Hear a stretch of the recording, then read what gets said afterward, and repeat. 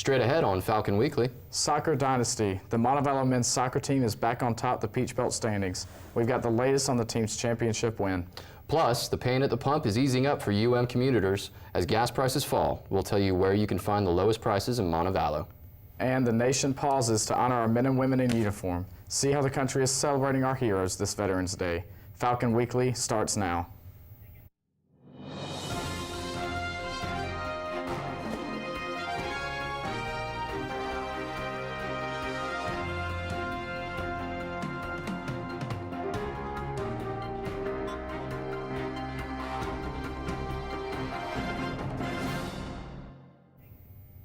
Hello and welcome to Falcon Weekly. I'm Neil Embry. And I'm Andrew Meacham. Thank you for joining us. The University of Montevallo men's soccer team is flying high as the Peach Belt Conference champions. The 2-0 blowout over Francis Marion clinched UM's third PBC title in 4 years, their second title in a row. The championship win gave the Falcons an 11-8 record overall. We'll have more about the Falcons' big win coming up later in sports. In response to complaints from citizens, the city has established a new parking ordinance for certain residential areas surrounding campus. The ordinance divides the city into 6 zones. Residents of these zones may purchase, excuse us for the technical difficulties. The intersection of King and Plowman is an area that will affect students on campus. A full copy of the ordinance is available on the city's website, www.cityofmontevallo.com, and parking permits will be available for purchase in the next couple of weeks. You may have noticed that it's costing less to fill up your gas tank. Prices across the country are dropping. Falcon Weekly's Rebecca Peoples joins us live in the newsroom to tell us how long we may be seeing lower prices at the pump. With Thanksgiving and Christmas around the corner, drivers are seeing a relief at the pump as gas prices have started to fall. AAA says the average price of a gallon of gas is about $3.19. That's a quarter cheaper than it was a year ago and 6 cents cheaper than last week. Prices at the pump are expected to continue to drop. AAA estimates the average cost of a gallon of gas will fall to as low as $3.10 per gallon before the end of the year. The average price in Alabama is $3.10. The cheapest price locally is the Raceway in Pelham on Cahaba Valley Road at $2.95. And here in Montevallo, at both the Marathon and Shell stations, the price is $3.09. Montevallo commuters are happy to see a drop at the pump. I commute from Birmingham to Montevallo about 4 days a week. The drop in gas prices has been really nice. For me, it makes it easier to get to class, and so I don't feel guilty for just driving 40 minutes down here for a 30-minute class. So luckily me and my professor have a good understanding, but overall the gas prices, of course, it helps everyone out, and especially me being a commuter. For a list of the cheapest prices in your area, visit BirminghamGasPrices.com. This is Rebecca Peoples reporting for Falcon Weekly. Instead of heading down to Main Street to withdraw cash, UM has added a second ATM machine to campus for students' convenience. In addition to the region's ATM located in Farmer Hall, the university also has a new machine operated by Trustmark in Carmichael Library. According to the Division of Business Affairs, personal checks will no longer be cashed in the cashier's office because of the availability of the ATMs.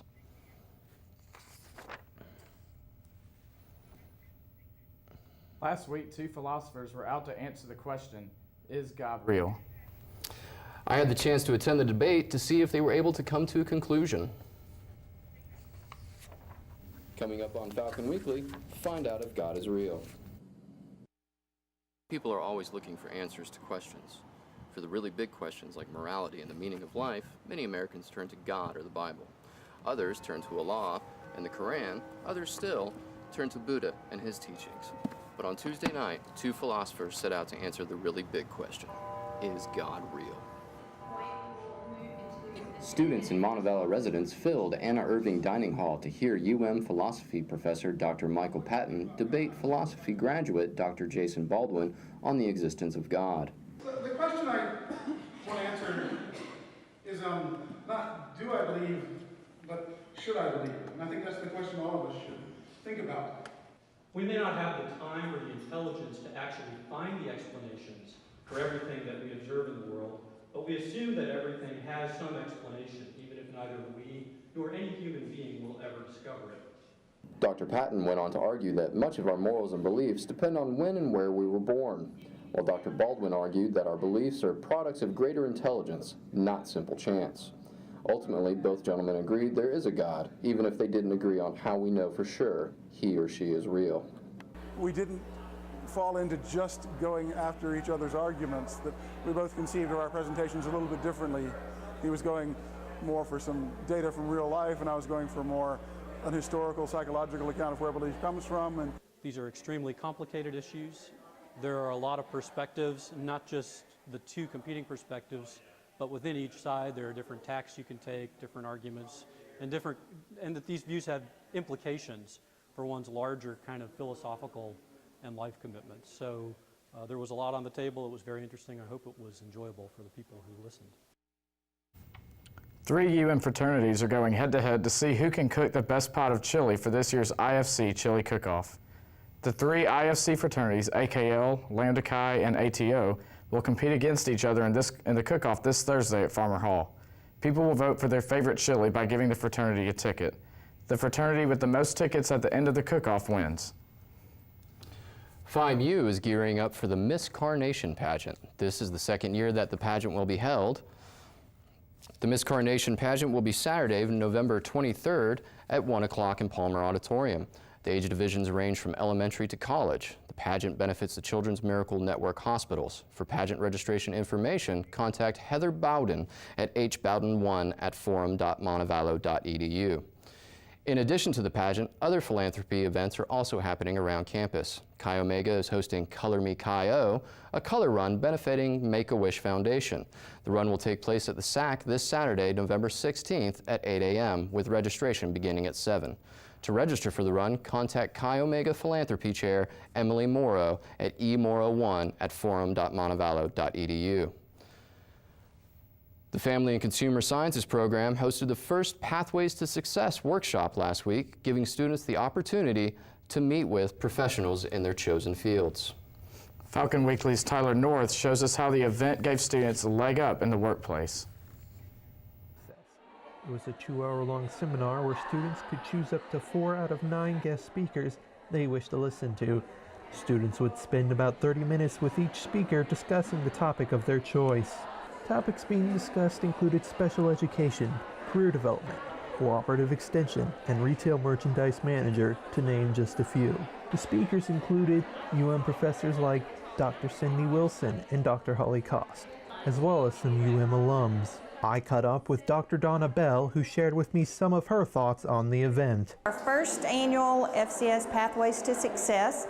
We're hoping to connect FCS students with many different areas in their different professions, so that they not only think that they can work with buyers and managers in retail, but also open up to other positions. But everyone needs a little help, and the event couldn't have gone off without a hitch without the help and sponsorship of the Family Consumer Sciences student group. At the end of the day, the event turned out great, and with a big consensus on one thing. We want it to happen again. Oh yeah, I think this is a really valuable resource for all FCS majors, just to learn what's out there, get some real experience talking to people who are in the field now, and making some networking connections. The Family Consumer Science professors are hoping that this will become an annual event to benefit future Family Consumer Sciences majors. I'm Tyler North, reporting for Falcon Weekly. Coming up, Veterans Day is here. We'll show you what events are taking place and how horses are being used to help veterans. And you may not be the only one researching schools. Schools may be researching you. Find out what students think about universities using Facebook to learn about their students. Those stories and more when Falcon Weekly returns. Welcome back to Falcon Weekly. Now it's time to take a look at stories making headlines across Alabama. In Pike County, a teenager is dead, and police have charged the boy's father with his murder. Investigators say 44-year-old Sammy D. Jackson was arguing with his wife Saturday when he shot his two sons. 18-year-old Sammy DeAndre Jackson was killed. His 16-year-old brother was shot in the leg and jumped out a nearby window to escape. Officials say the teenager's parents have a history of domestic problems. A man in Tuscaloosa says he was shot early Sunday morning after the Crimson Tide defeated LSU simply because he is an Alabama fan. The shooting happened about 2:37 a.m. at a Shell gas station at Skyland Boulevard and Greensboro Avenue. The 30-year-old victim told police he stopped to use the bathroom when two men started taunting him about being an Alabama fan. After fighting with the men, one of them pulled a gun and shot the unidentified Alabama fan in both legs. Doctors say his wounds are not life-threatening. Police are still searching for the shooter and his accomplice. Across the country, Americans are honoring the veterans who served to protect our freedom. Reporter Tori Dunnan shows us how people are celebrating Veterans Day. It's a day for honoring those who served. President Obama placed a wreath at the Tomb of the Unknowns at Arlington National Cemetery. Today we gather once more to honor patriots who have rendered the highest service any American can offer this nation. Those who fought for our freedom and stood sentry for our security. The president also said he'll push for wounded veterans to have resources they need. So when we talk about fulfilling our promises to our veterans, we don't just mean for a few years. We mean now, tomorrow, and forever. And not just for generations past, but for this generation of veterans and all who will follow.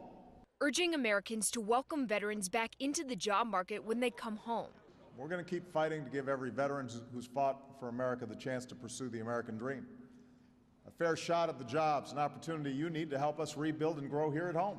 The president also took a moment to honor the oldest living American World War II veteran.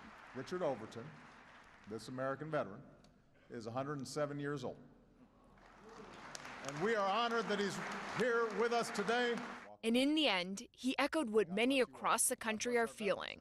God bless our men and women in uniform, and God bless these United States of America. In Washington, I'm Tori Dunnan. After the Washington Monument was damaged in an earthquake more than 2 years ago, the repairs are complete. Crews fixed the stonework in more than 150 places, also filling cracks. This week, workers still removing scaffolding that is around the monument. The project will take about 3 months to finish. In related news, a Purple Heart has been sold for $20. Vietnam veteran Matthew Carlson was at a swap meet in Glendale, Arizona when he found the medal. The vendor wanted $40 for it, but Carlson only had $20 on hand. After making the purchase, Carlson looked on the back of the Purple Heart and found "For Military Merit, Clarence M. Marriott" engraved.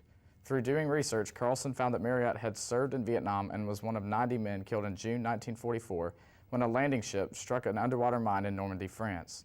Experts found Marriott's grandson, who asked the medal be placed in a museum. The medal will be transferred to a historical museum in Adair County, where Marriott was from, in a ceremony honoring the fallen soldier. Today is the time we honor those who have served our country in the military. For many veterans, leaving family can be stressful, but there are programs helping these men and women spend time with their families before deployment. Reporter Carl Azus has more on today's Health Minute. In the past 15 years, Major Perry Jarman has been deployed 4 times. Today, he is part of a different kind of operation, Operation Free Ride. It's part of a program called Horses for Heroes, a nonprofit organization made up of equestrian facilities nationwide designed to introduce troops, veterans, first responders, and their families to horses. Brenda Randall owns one of those facilities. She's been working with the animals for 30 years. Horses have a healing quality about them. They help you connect. They live in the moment. They don't worry about yesterday. They don't think about tomorrow. Psychologists say this can help those vets who work with horses to cut down on their stress. But certainly we have seen the benefits in our own practice, that being at a horse farm, riding, being in nature has positive impacts on somebody's mood, on their stress level. For Major Jarman, who does not suffer from PTSD, Operation Free Ride is a great way to be with family without any hassles. Out here, this is all that we're doing. We're riding these horses, we're taking care of these horses, and there are not any other distractions around us. For today's Health Minute, I'm Carl Azus. Two pop stars are getting high, but one is not what you think. Amelia Bennett joins us next with what's happening in entertainment news. Plus, winter's first cold snap is on its way. Find out what day you'll need to break out your heavy coat and gloves. We'll be right back. Welcome back to Falcon Weekly. Amelia Bennett joins us for the latest in entertainment news. How you doing, Amelia? Good, thanks guys. Lady Gaga is taking her extravagant performance style to the next level. The pop star says she will sing in outer space in early 2015. The space performance will be the finale of Zero G Colony, a 3-day music and tech festival at Spaceport America, New Mexico. Lady Gaga will take off on board a Virgin Galactic Spaceship 2 spacecraft. She will be the first recording artist to perform in outer space in zero gravity. Miley Cyrus just won't stop. The singer picked up her first MTV EMA award for the Best Video Wrecking Ball. Simply accepting the... Can they speed up the prompter? Like, this is terrible. It started going backwards. Well, at first they wouldn't play it, then it starts going backwards, and it's ridiculously slow. Pay attention. Come on now.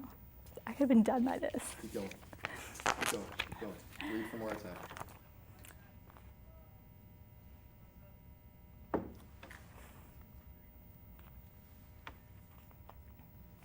Let me get to my just in case. Another story. So just stay.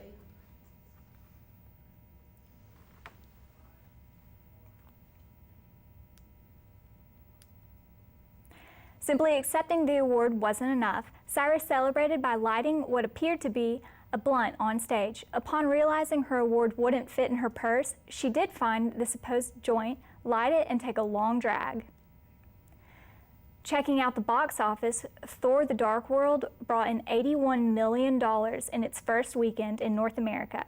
Gravity is still holding strong. It posted a $26.3 million weekend from 61 markets. Despicable Me 2 has become the #2 film of the year overseas. That wraps up our look at entertainment. Back to you guys. How much influence does your social media have on your college career? For some upcoming freshmen, it could determine whether or not they have one at all. A new study says about 31% of admissions officers say they check an applicant's Facebook page to learn more about them. That's up 5% from last year and is the highest percentage yet. High schoolers may not have too much to worry about yet. Only 30% of the admissions officers who checked Facebook said they found something that would hurt an applicant's chances.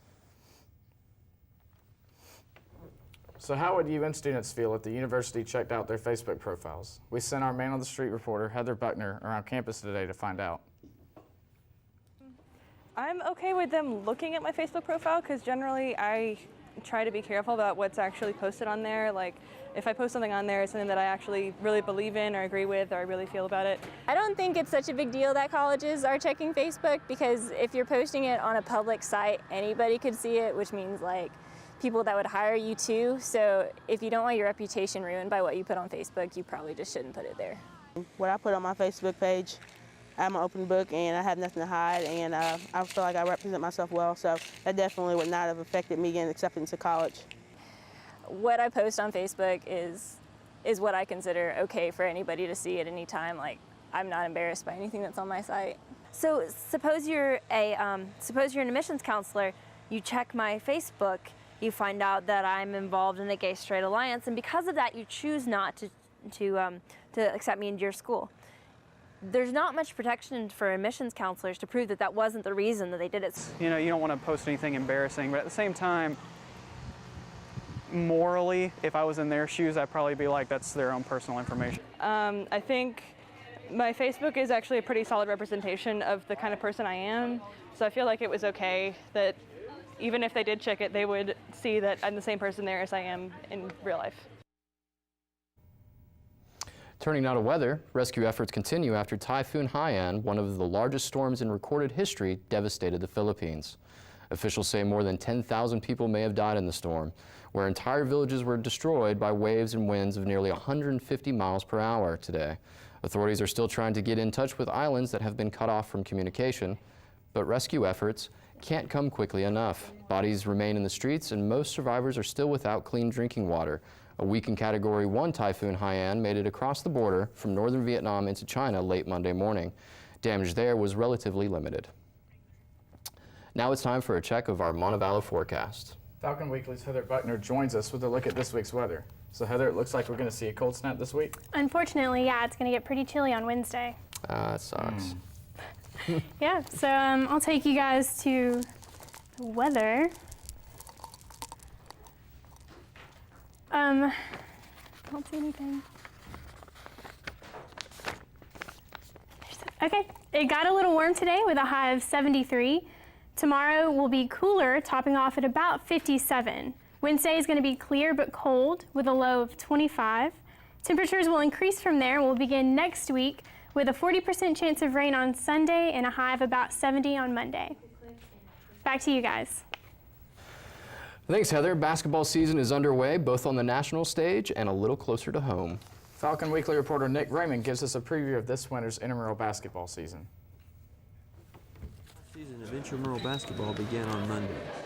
Most of the teams involved in the sport are organized by fraternities and sororities, though some are independently recruited, like Bad Company and Femme Fatale, both coached by student Rio Smith. It's a real good honor to be able to recruit all these guys and get us playing on the one court. Montevallo's 6 best teams will compete in a single elimination tournament toward the end of the season. The first 2 teams, they get what's called buys. That means they don't play the first games, and they pretty much play the teams that are left, and the best team wins. You can watch the games in Myrick and Bibb Graves from 6 to 9, Monday through Thursday until the end of the semester. I like coming to intramural games because it's my brother's playing, and I'd like to come out and support them and stuff like that, and it's a lot of fun. It's fun. Did my exercise. Good exercise. Just for an hour, it just allows you to do something that doesn't require you to, have to worry about school or anything. It's that muse, it's that escape. For Falcon Weekly, I'm Nick Raymond reporting.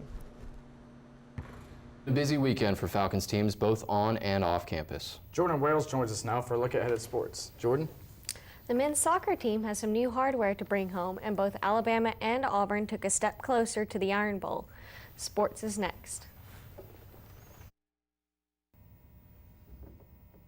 Welcome back to Falcon Weekly. I'm Jordan Wales with a look at this week's sports. The men's soccer team managed to claim their second Peach Belt championship in a row this Sunday against Francis Marion. The Falcons took on the Patriots in Evans, Georgia, and managed a shutout win with the final score resting at 2-0. Ricky Davey got the first goal in the game, and 10 minutes after halftime, Bruto Mimbala scored the second. Jeffrey Hessenberger got both assists on the goals and recorded 4 assists in the entire tournament. This is the Falcons' third PBC title in 4 years. The men's basketball team claimed their first win of the season against West Florida with a final score of 82-67. UM junior Torrin Brown scored 30 points in the game to help lead the Falcons to the win. The Falcons are set to play this Friday against the University of West Alabama at the Trustmark Arena. Tip-off is set for 7 p.m. For more Falcon news, tune into Falcon Fever this Wednesday. Switching gears to college football, the #1 Crimson Tide continues its undefeated streak with a 38-17 win against LSU. Alabama quarterback A.J. McCarron led the Tide to a win with 3 touchdown passes. Running back T.J. Yeldon added on to the scoreboard with 2 more touchdowns. It was the most points Alabama has scored against LSU since 1947. Alabama goes on to play Mississippi State this Saturday with kickoff at 6:45 p.m. LSU's next match is with Joey Manziel and Texas A&M, and it's going to be on November 23rd at 2:30 p.m. The Auburn Tigers also continued their winning streak with another blowout win against Tennessee. The Tigers managed a kickoff return and a punt return, the first time they have ever done both in the same game. With Nick Marshall rushing 214 of Auburn's 444 yards, the final score was set at 55-23. Auburn currently ranks number 7 in the BCS standings and is expected to get a boost from this win. The Tigers go on to play Georgia this Saturday. Kickoff is set for 2:30 p.m. This morning, the Atlanta Braves announced plans to move into a new stadium. The team is set to leave Turner Field after their 20-year agreement ends at the end of 2016. They plan to build a new stadium on the corner of the Interstate 75-285 interchange in Cobb County. Turner Field was built for 3 weeks of use for the Olympics, but ended up being used by the Braves for 20 years. The Braves claim it would cost an estimated $200 million simply to repair the stadium and say repairs would not improve the fan experience. The new stadium is set to open in 2017, and that's a look at this week's sports. Back to y'all. Thanks, Jordan. Finally today, here's a story to prove that scientists will research just about anything. A new study suggests men will walk slower when they're in love. Seattle scientists asked 22 people to walk around a track alone, with a partner, and with members of the same and opposite sex. They found when people were walking with a significant other, men slowed their pace to match the females. Scientists say men didn't walk slower when paired with other people. That's all the time we have for this week's show. Thanks so much for joining us. Please come back next week. For more UM news, be sure to check out the Falcon News Network blog. The web address is on your screen.